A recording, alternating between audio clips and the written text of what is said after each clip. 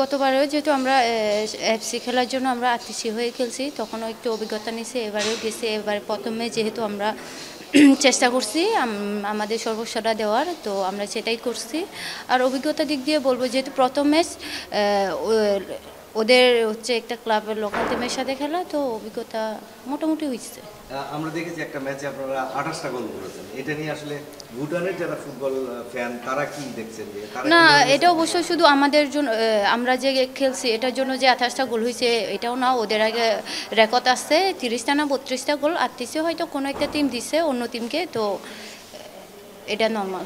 আচ্ছা, ভুটানের অভিজ্ঞতাটা আসলে এই যে জর্ডান ম্যাচে কতটা কাজে লাগে?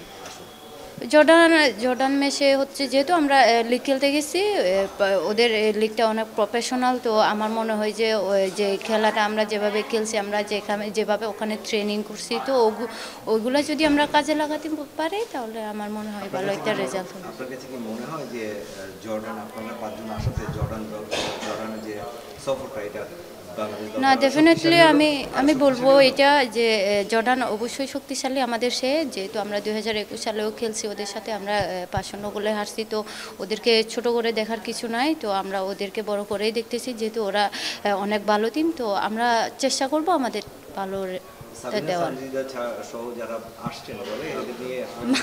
না না, কিছু এটা নিয়ে কমেন্টস নাই।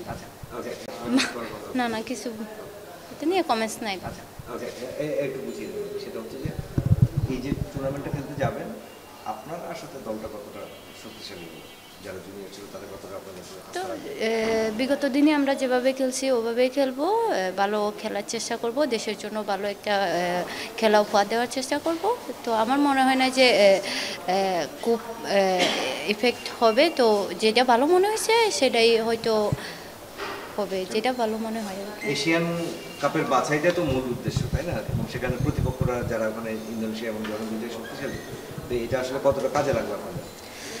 যেহেতু ফ্রেন্ডলি ম্যাচ জর্ডানের সাথে, তো আমাদের মায়ানমারের সাথে হচ্ছে এশিয়ান কাপ, তো আমরা যদি জর্ডানের সাথে আর ইন্দোনেশিয়ার সাথে আমরা ভালো একটা রেজাল্ট করতে পারি, তো মোটামুটি আশা রাখি যে এশিয়ান কাপেও ভালো একটা রেজাল্ট হবে।